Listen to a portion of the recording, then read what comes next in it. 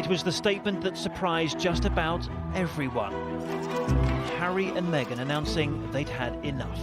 There are obviously practical problems, but I see a big new horizon opening up for the royal family, internationally, transatlantically, in all sorts of senses. It's absolutely imperative that Harry does not go off in a fit of anger, because a rogue Harry could be absolutely disastrous for the family.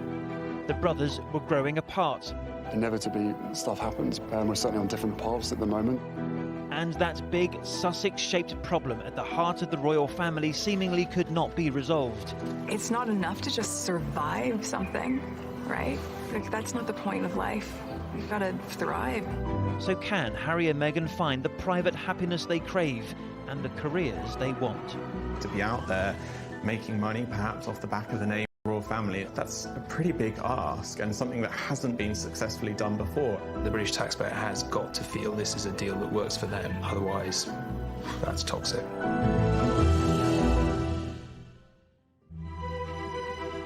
When Harry and Meghan stepped into the gardens of Kensington Palace to announce their engagement, it felt like a new beginning for the royal family. The American actress and the British prince, who had bonded over a love for Africa and a passion for helping others. A love story, it seemed, set to reshape and modernise the British monarchy. And what a 21st century union it was. A couple from different backgrounds, different countries, and of course, different heritage. Marrying in a British castle under blue skies.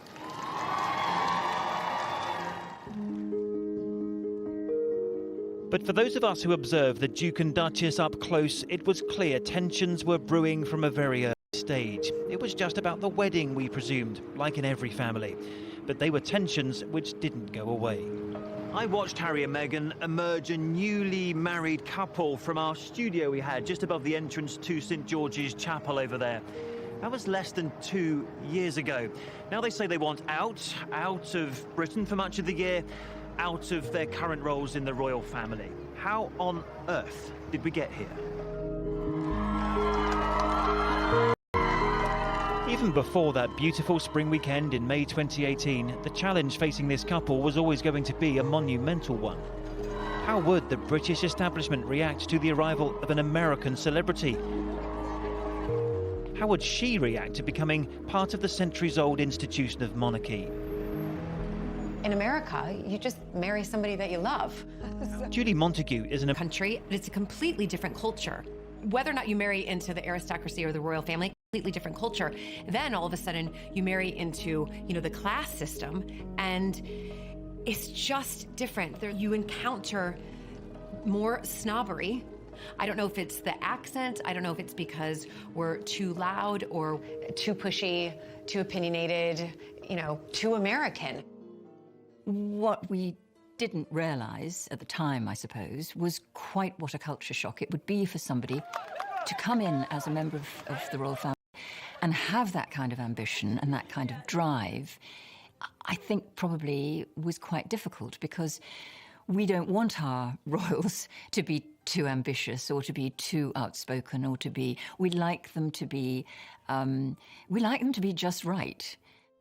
But as we watched to see if cultural differences would be the biggest challenge for Harry's new girlfriend, something more serious had started to emerge: press intrusion. Her family and friends were suddenly being harassed. Harry was immediately concerned. I think he was scared that she might run away because of it and not want to go through with it, and that's why he was doing everything in his power to keep her there. But then came some offensive words about Meghan's heritage.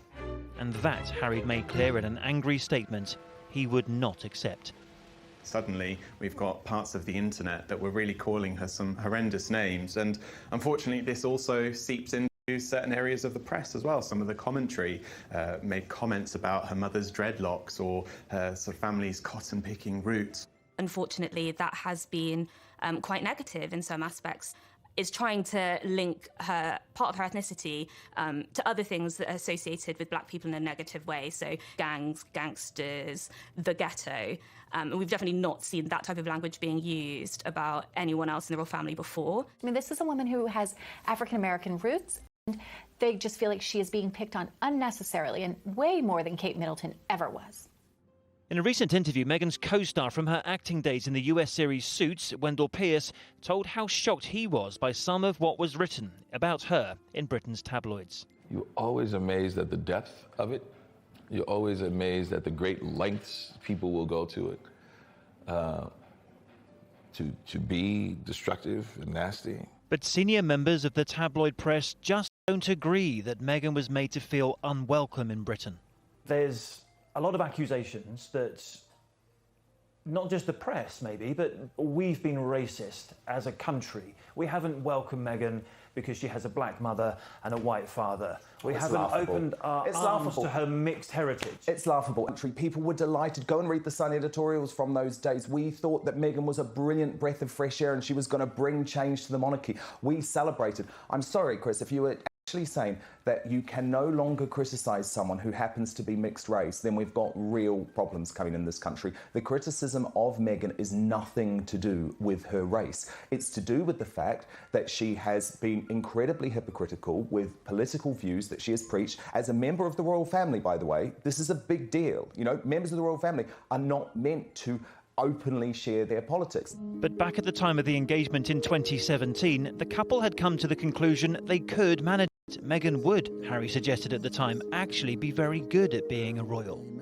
I know the fact that she'll be really unbelievably good at the job part of it as well is obviously a huge relief to me, because she'll be able to deal with everything else that comes with it. It would have been a very good idea for her to look at exactly what it all involved, and there's plenty of evidence of what life in the royal family does involve. They haven't given it very long, have they? A year and a half to come to this conclusion.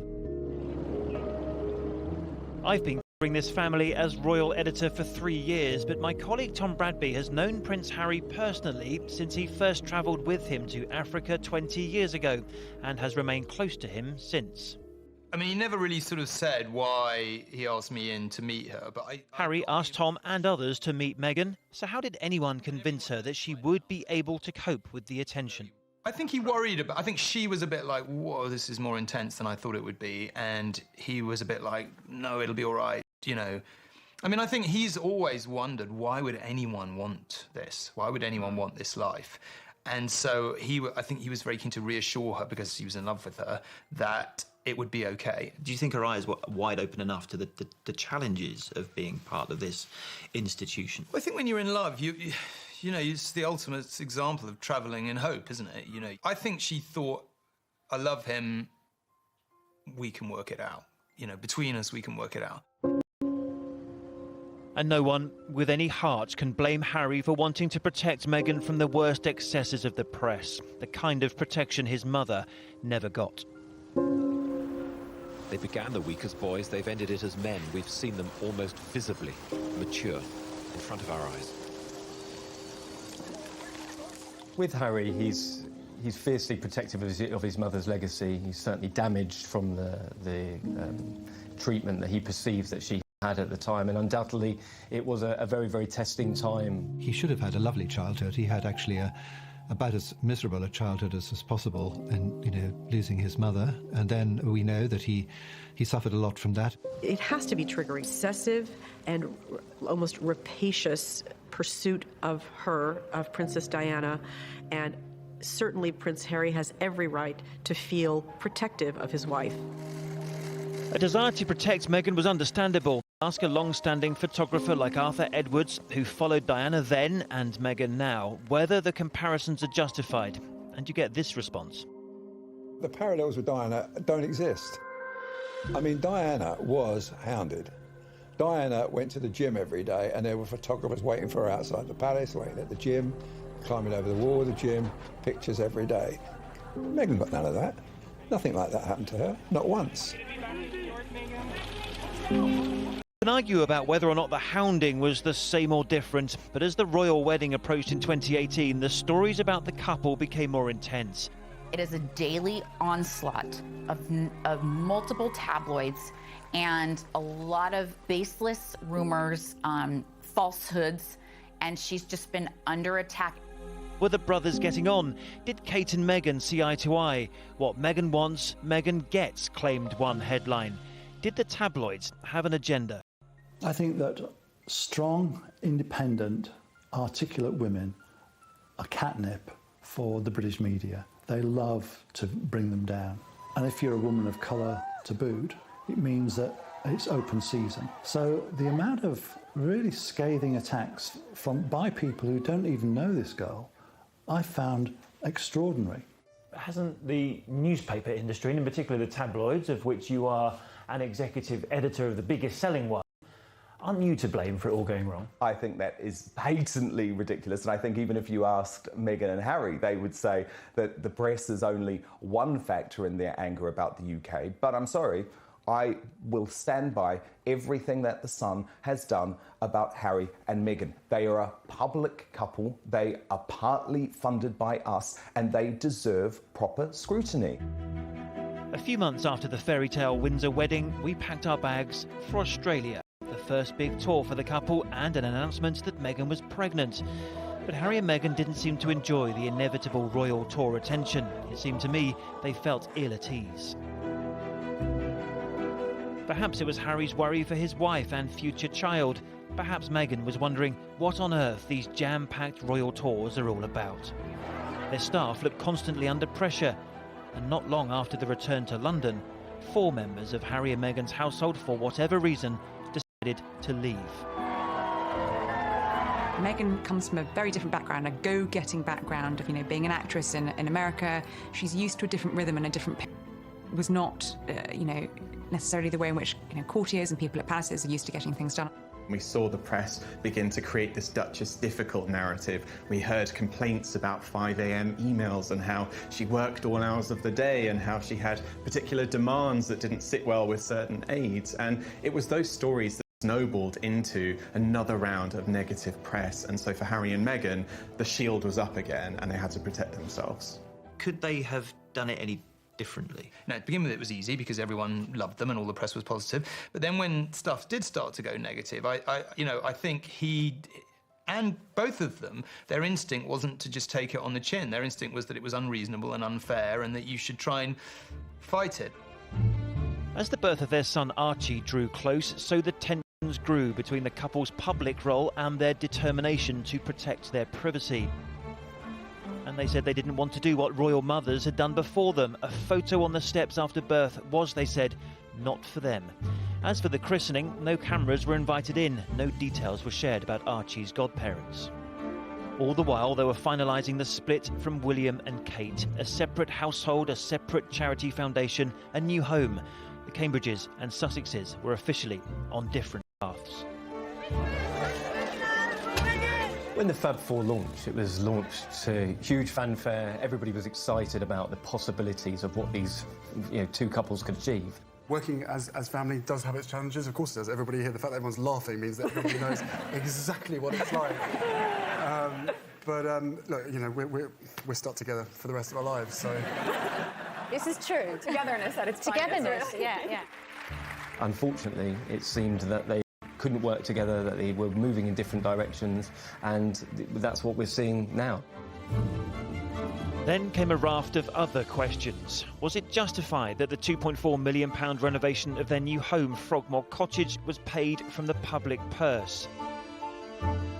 Should they have taken 2 private jets for summer holidays in the Mediterranean after recent campaigns on climate change?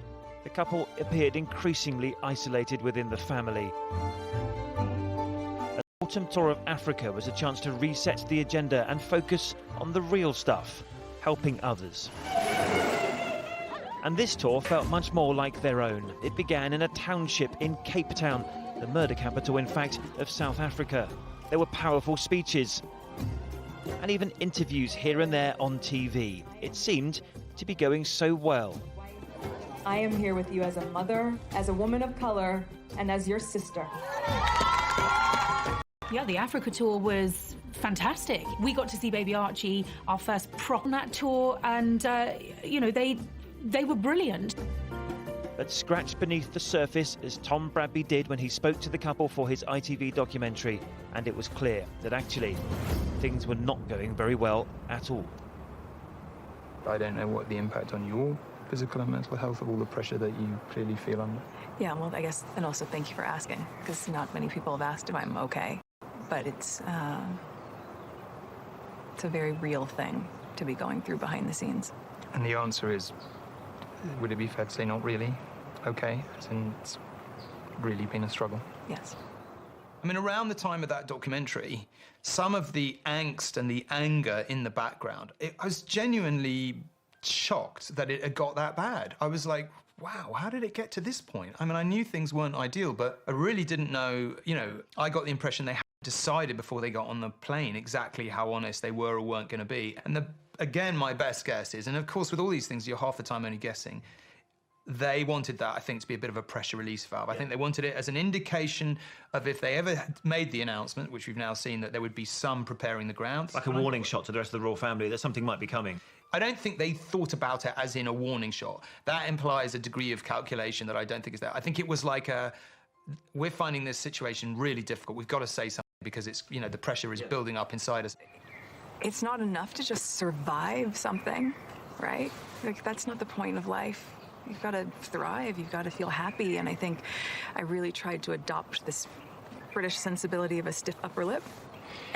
It has its, you know, it has its advantages, I guess. I really tried, but I think that what that does internally is probably really damaging. When she's got her, what you might call her, you know, game face on, like even the interviews earlier in the trip, you know, the demeanor was totally different. It was almost as if, you know, the curtain was pulled back and she was like, okay, I'm just gonna, for the next 5 minutes, I'm just gonna tell it like it is, and what happens as a result of that happens. Did you think at that point that 2 months down the line, you know, at the turn of the year, Harry and Meghan will be announcing that they want, pretty much that they want out? Yeah, I did think that.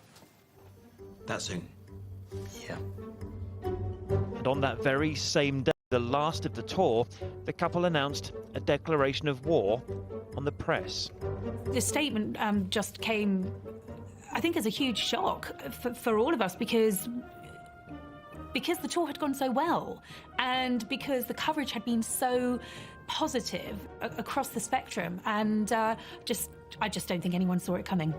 It was a real shame that it happened when it did. Obviously, we later found out that there were certain legal reasons behind it having to go out at that time. Found out about them. It's just a series of unfortunate events for the Sussexes. What perhaps saddened people the most was the admission by Harry that yes, the reported rift with his brother William was actually true. Inevitably, you know, stuff happens, but look, we're brothers. We'll always be brothers. We're certainly on different paths at the moment. He admitted for the first time that there had been a rift with his brother. I'd been told at one point they weren't actually talking to each other.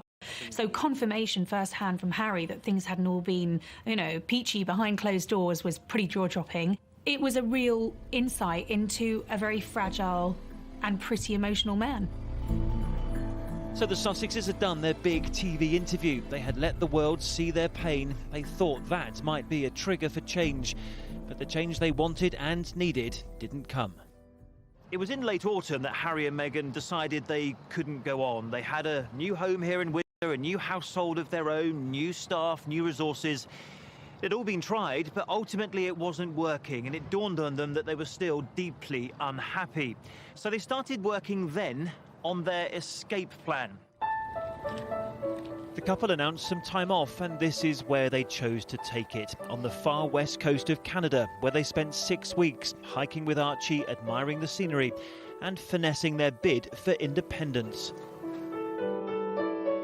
So when they flew back to London, they went straight to the Canadian High Commission to thank them for their hospitality, but they were about to surprise everyone, including Harry's immediate family. Harry and Meghan announced they'll be stepping down as senior royals and seeking financial independence. The palace scrambled to construct a response. When it came, it was short and terse. It is complicated and will take some time, they said. But how surprised were they? I think there'd been some discussions for several weeks at least. I think Harry was reluctant to put it in writing, and somehow or other it was leaked. You know the palace vehemently deny your version of events, that it was put down in writing and it was leaked. I mean, I don't think there's any doubt it was in writing. I mean, there was stuff in writing, whether it was in an email or a document, I don't know. And there was a leak. I've never said, by the way, that the leak came from the palace. It was a leak. You know, it was put in writing and there was a leak. But what it is an indication of, which is more relevant, is the utter breakdown in trust in the normal functioning of the institution. Because I can tell you one thing for sure, Harry and Meghan absolutely believe that was leaked against them. Dan Wootton from The Sun was the journalist who broke the story.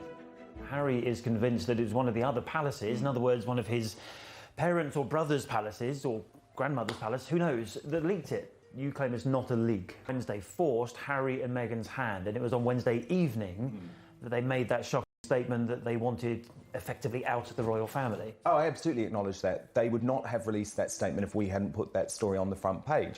But I had first made Harry and Meghan, via their communications secretary, aware of the story that I was working on the 28th of December. Right. So you've got 10 days between December 28 and when we eventually run the splash on the front page of The Sun. The conversations I had with senior aides in all three households, that everyone wanted to help them get to the stage that they want to be at in 2020. No one knew how. But courtiers now knew they had to act.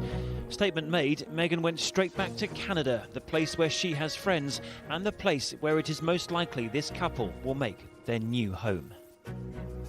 They had a lovely holiday in Canada for 6 weeks. Their romance flourished in Canada, and of course, they went public with their relationship in Toronto at the Invictus Games. The thing about Canada and America is that Meghan has a good friendship base there. She has all her friends and contacts from when she lived and worked in Toronto filming Suits. So everybody's saying Harry and Meghan are moving to Canada, but we don't know that that's true yet. Let's, just set our expectations. They haven't said we're moving to Canada. They have said they'll divide their time between the UK and North America. I'm quite sure that Harry and Meghan want to leave the UK and will leave the UK, but that does not mean they will leave the monarchy. This is a bold move that could very well, if handled properly, answer that question to, is the monarchy relevant in the 21st century? Meghan and Harry could very well answer that with a bold yes. This is giving the monarchy a very exciting new dimension. There are obviously practical problems, but I see a big new horizon opening up for the royal family, internationally, transatlantically, in all sorts of senses. So how might this royal crisis look to the rest of the world? This looks terrible from the outside. This is a couple who are so in love, they have a little baby, and they are basically fleeing the country. They are leaving behind the whole family, everything. And it just looks terrible. It looks like they've been run out of the country. They have shown that they want to do things differently, which has upset a lot of traditionalists. But unless the royal family was willing to give in some way and embrace that, it would be quite tricky for them to be able to carve out a space for themselves. The thought that the Queen might have been involved in ousting them, I don't believe that is actually what happened. So as royal aides try to work out what to do about it all, might their best guide to the future go? Another American divorcee, Wallis Simpson, fell in love with Prince Edward, the future king. The British public absolutely adored him. He was very, very popular.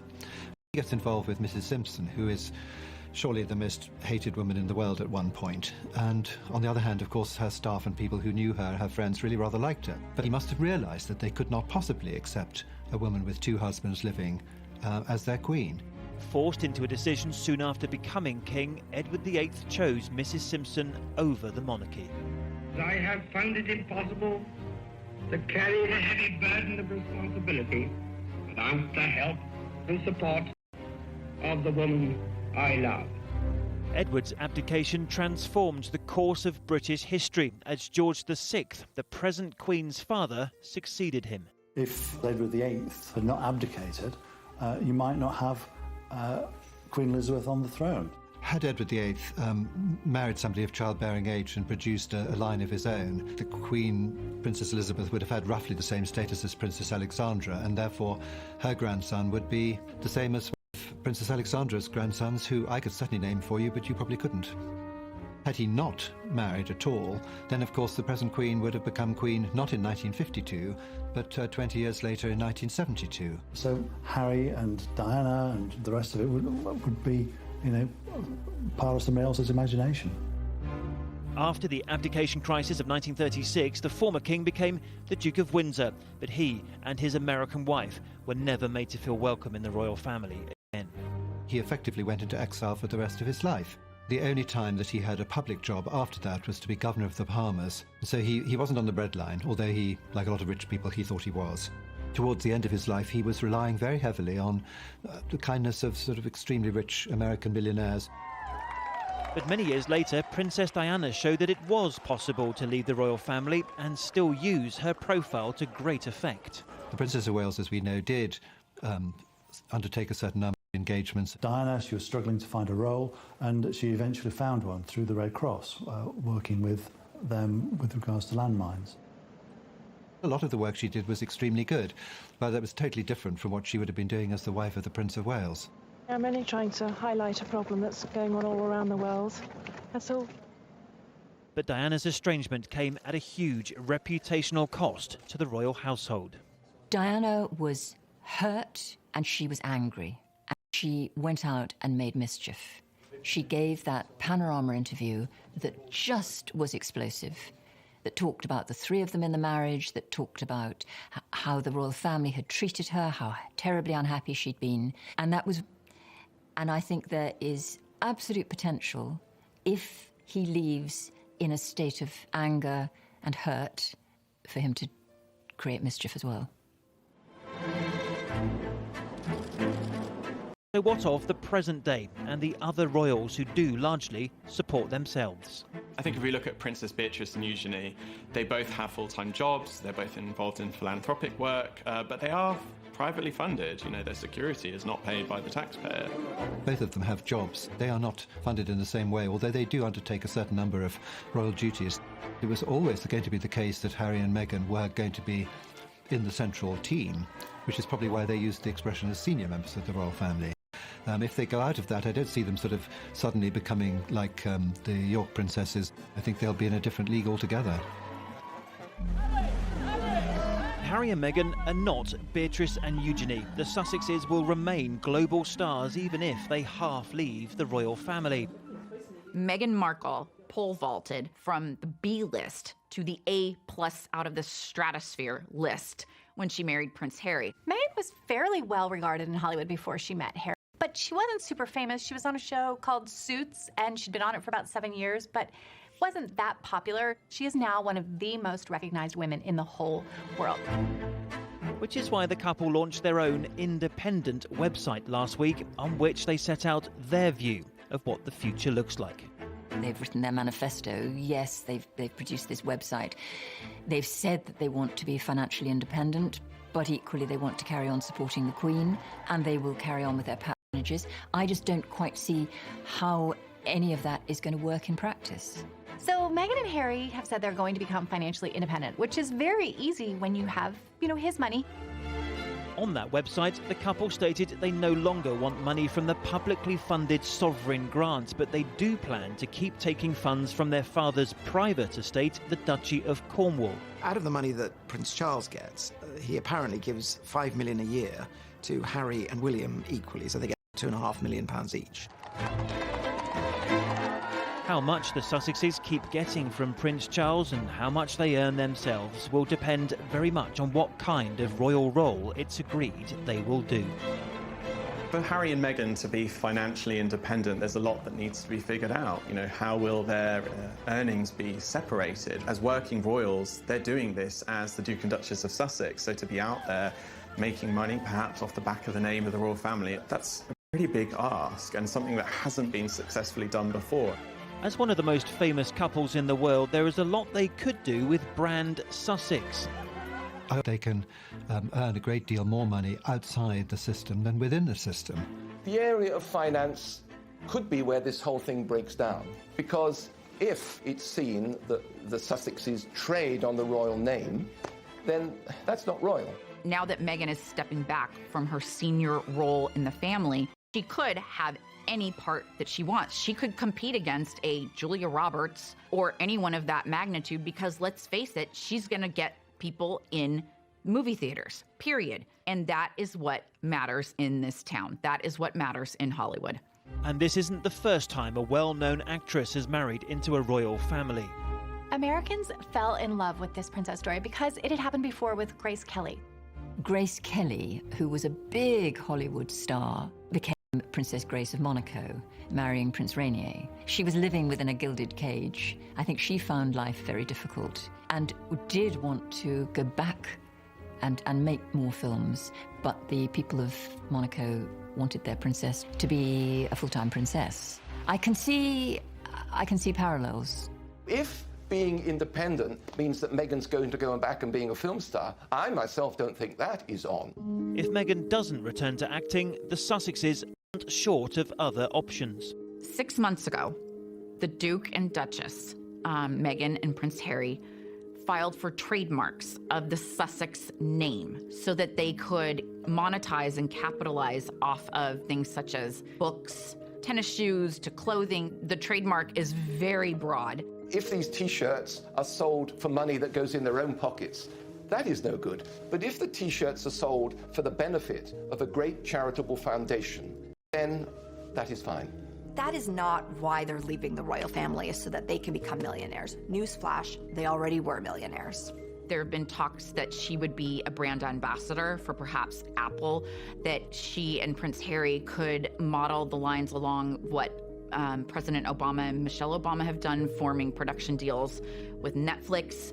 The possibilities are endless. What they seem to want is a hybrid, which allows them to do pretty much what they like commercially, while also effectively being representatives of the royal family. And it's hard to imagine that the palace will allow them to maintain a significant role, global role, as part of the proper family, using their royal titles and simultaneously make significant amounts of money commercially. So it seems their biggest PR challenge, certainly in the UK, is cakeism, the having your cake and eating it model. The couple have said they want to keep living at Frogmore Cottage, their UK home, which was renovated at a cost of £2.5 million from public funds. The benefit to Harry would be about £5,000 a month. So the reality is that the benefit he is getting from being there is free rental of about £60,000 a year. Frogmore is owned by the Queen. Ultimately, it will be her choice whether her grandson and his family can remain in residence. Especially if they will be in Canada for 6 months of the year. Meghan feels much more at home here, and there are many reasons why. People are not seen as necessarily where they've come from first. They're seen as just who they are. And I think such a beautiful example to the world of multiculturalism, diversity, inclusion, and that's another plus, I think, for them. I think there is that Canadian awareness, and Canadians are polite. I mean, it's not a cliche, it's actually true. It's proud parts of the Commonwealth, and, you know, the Queen is very much their Queen too. One of the first signals was on Meghan's veil were all the flowers representing the 53 countries of the Commonwealth. They relish in their roles across the Commonwealth. Obviously, Meghan is Vice President of the Queen's Commonwealth Trust, Harry is Commonwealth Youth Ambassador. They don't want that to end, and there are so many parts of their royal lives that they want to continue. Again, he represents a different generation of the monarchy. He's the one that we can touch and we can see and we can feel and we can empathize with. I think the country very, very much has already embraced their presence here in and out over the years. I don't think it's going to be a question of will we welcome them? We already have. There is a great love for Her Majesty the Queen, but at the same time, we are objective enough to step back and see the very real issues that Harry and Meghan have been contending with as human beings, and to be able to relate to those in a way that perhaps some of the members of the press in the UK can't. We don't have these type of tabloids that they even have in the UK. They don't even exist here. So I don't think that there is as much of an appetite for that. They spent Christmas here for what, 3 weeks, 4 weeks? And there was only one picture that came out of Harry and Archie. So it's not the same tabloid journalism in Canada as it is in the UK. As it currently stands in Canada now, there is almost zero paparazzi. Will that continue to be the case if we have the world's largest global superstars living on our doorstep? I'm not sure. I think that the conversation now is who's going to pay for their security. So I think that is a question that some Canadians have, saying that, okay, well, what does this mean for us? I mean, the British taxpayer paid for part of their living expenses and their salary and that kind of thing. But now, is it going to be up to us? What won't be changing for the Sussexes is their charities. Harry has already made it clear that he won't be turning his back on them. Sentebale, for example, the HIV charity he founded in southern Africa, has already had that reassuring message. Harry's commitment to Sentebale has never been in question. I knew, before the announcement, it's lifelong. And fewer royal duties could mean Harry will be able to spend more time on the causes closest to his heart. Everything that we've built in country, in Lesotho and now in Botswana and Malawi, he's been involved from the ground up. If there are 2 panels in the roof that are leaking, Harry could show you exactly which ones they are and why they should have been put in differently, all those years ago, and there's nobody more kind of on the case than him. But questions are now being asked over whether Harry will show that same level of commitment to the House of Windsor. One of the questions to which I don't know the answer is, are they at the point where they just are writing off Britain and, it's fair? And I've got to tell you that my hunch is, the answer to that is no, I don't think they are. Particularly, not, I don't know about her, but for him, I can't stress enough, he loves this country, he believes in the monarchy, and I think even now it's possible to construct something where, maybe a half-in, half-out model does work. But it's going to require a lot of careful thought and imagination with an incredibly careful eye on the British taxpayer. The British taxpayer has got to feel this is a deal that works for them. Otherwise, that's toxic. It may not turn out badly for Meghan Markle because it depends what she really wants at the end of the day. We don't really know what she wants. I feel much more worried for Prince Harry than I do for her. I don't want him to go. I think he's just been a great asset to this country, and he can be still. I mean, he's got a great future supporting his brother William. These are big question marks about the future popularity of the royal family. Meghan and Harry are the youngest, to use an old-fashioned word, trendiest, hottest, whatever, couple. Not just in Britain, obviously, but in the whole world and particularly across the Atlantic. To undermine, to sabotage, to destroy what they're trying to achieve would be a great mistake for the royal family. It's absolutely imperative that Harry does not go off in a fit of anger and pique and turn his back on the whole institution, because Harry, a rogue Harry, could be disastrous, absolutely disastrous for the family, for the monarchy. Harry and Meghan always said they would do things their way. They would do it differently. At first, we celebrated that. But perhaps we underestimated how very different it would be. In the end, no one could make it work. Not the couple themselves, not the royal family, and not the United Kingdom. Some will be excited, some sad, and others relieved that everyone has a chance to move on. The royal family will of course continue, but will now do so without Harry and Meghan at its heart.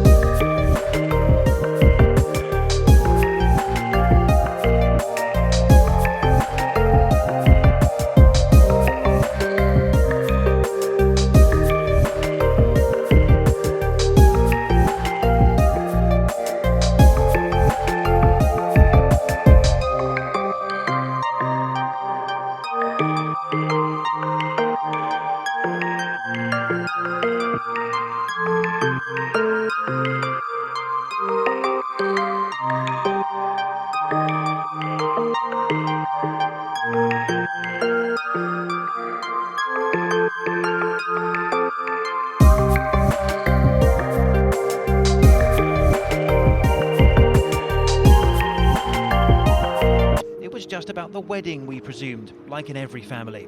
But they were tensions which didn't go away. I watched Harry and Meghan emerge a newly married couple from our studio we had just above the entrance to St George's Chapel over there. That was less than 2 years ago. Now they say they want out of Britain for much of the year, out of their current roles in the royal family. How on earth did we get here? Even before that beautiful spring weekend in May 2018, the challenge facing this couple was always going to be a monumental one. How would the British establishment react to the arrival of an American celebrity? How would she react to becoming part of the centuries-old institution of monarchy? In America, you just marry somebody that you love. Julie Montague is in a country, but it's a completely different culture. Whether or not you marry into the aristocracy or the royal family, completely different culture.